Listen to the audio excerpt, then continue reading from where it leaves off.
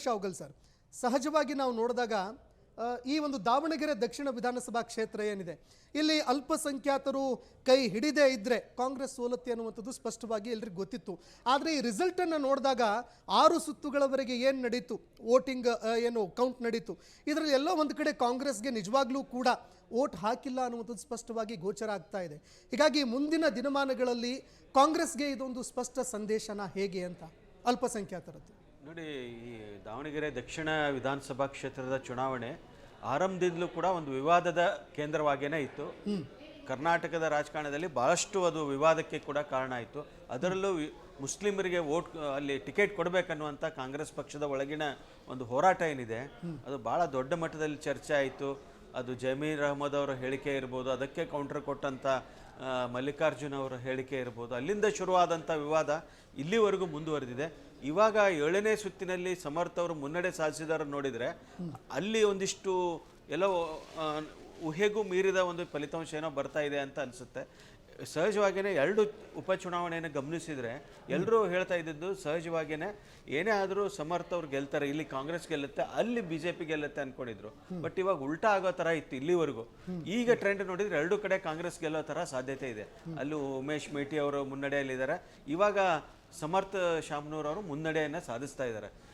ಎಲ್ಲ ಒಂದು ಕಡೆ ಸಾಕಷ್ಟು ಮುಸ್ಲಿಂ ಓಟುಗಳು ಬರದೇ ಇದ್ದರೂ ಕೂಡ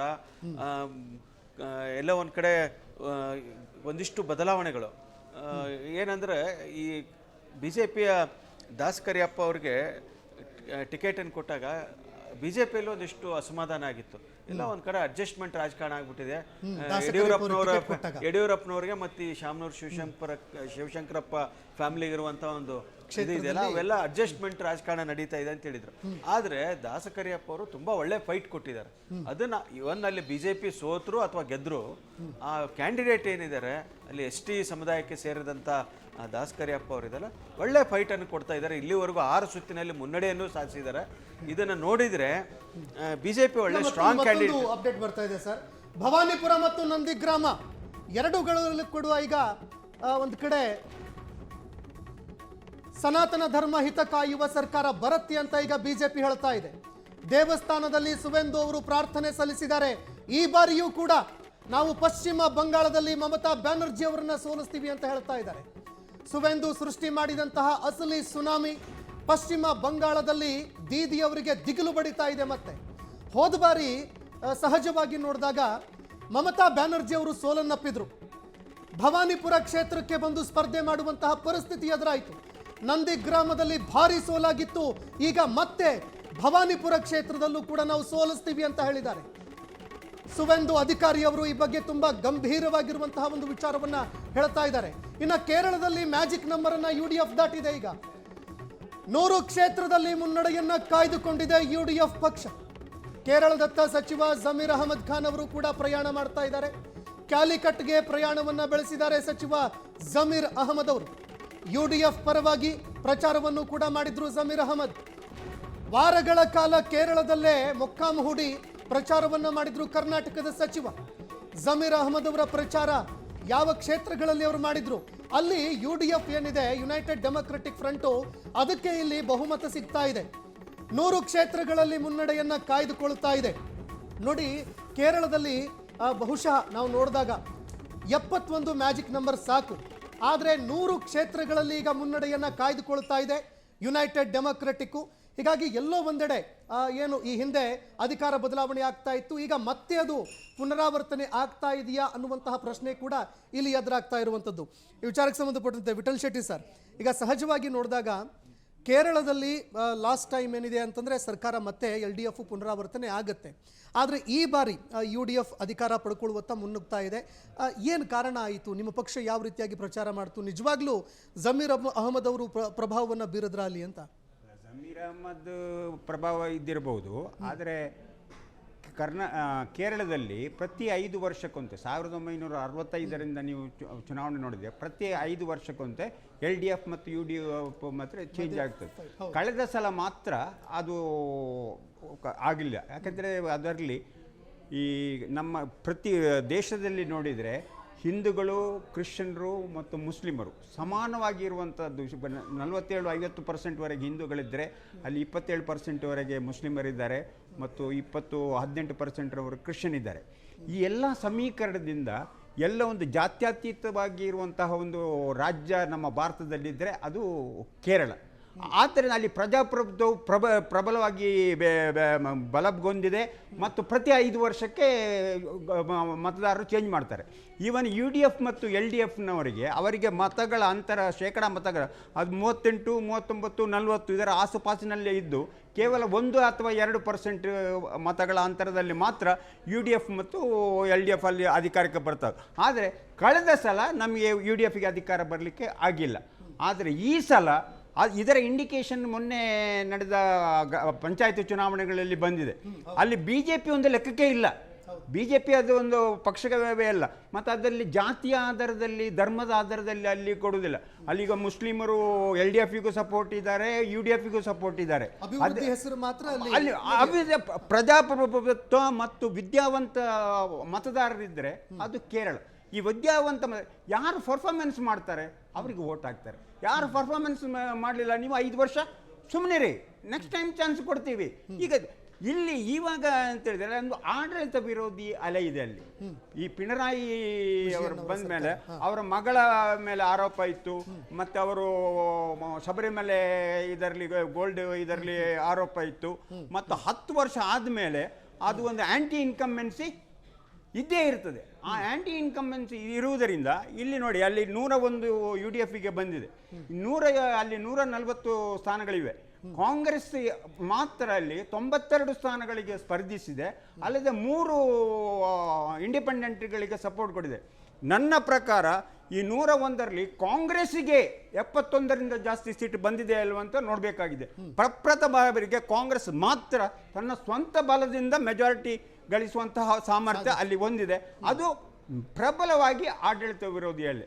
ಅದು ಅಲ್ಲದೆ ಈಗ ಪಿಣರಾಯಿ ವಿಜಯನ್ರವರ ಅಳಿಯ, ಅವರ ಮಗಳ ಗಂಡ, ಅವರು PWD ಮಿನಿಸ್ಟ್ರು, ಅವರ ಬಗ್ಗೆಯೂ ಅವರು ಈಗ ಫೇವರಿಟಿಸಮ್ ಮಾಡಿದ್ದಾರೆ.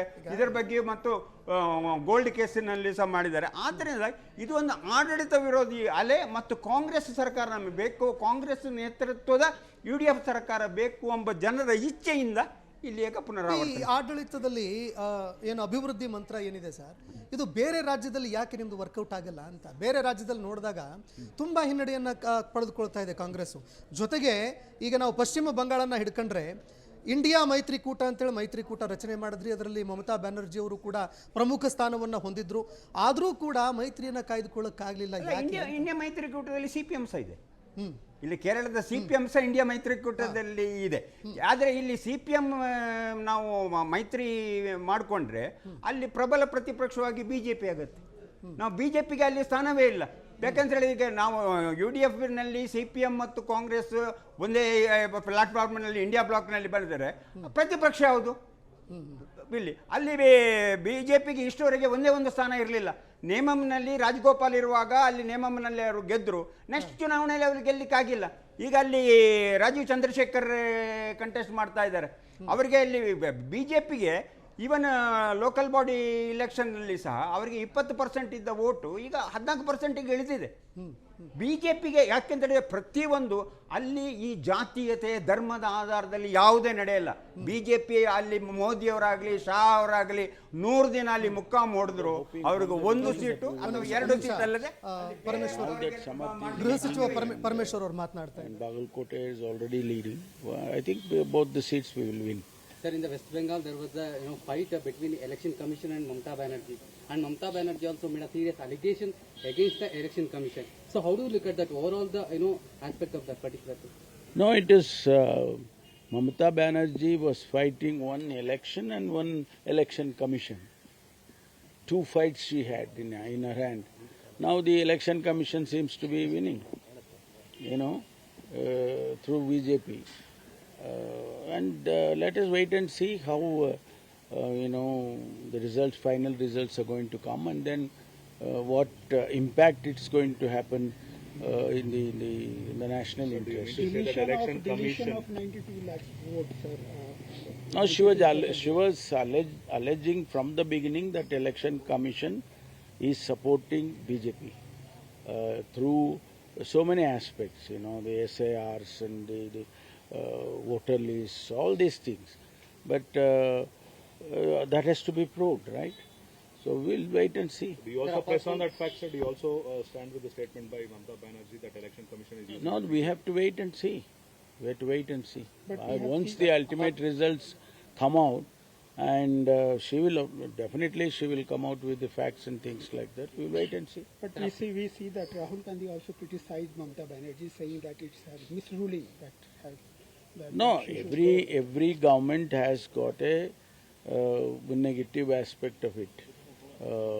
Anti-incumbency, we normally call it. The same thing has happened in Kerala. And same thing now in Mamata Banerjee's case also. Plus, added to that, if there is a support with the election commission to BJP and all that, what she is alleging, then definitely she will lose. Sir, apart from Kerala, is there any expectation from the Congress party, you know, from other states?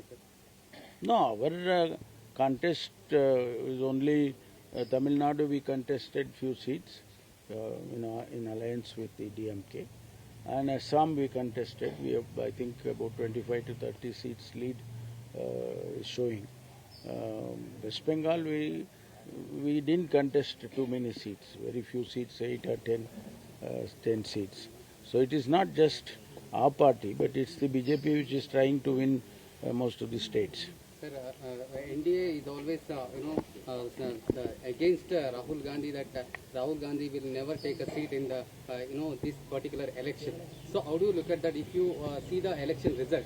No, we'll see. The analysis and all that will come later. It's only now the leading, they're showing the leads in all the states. We'll wait and see.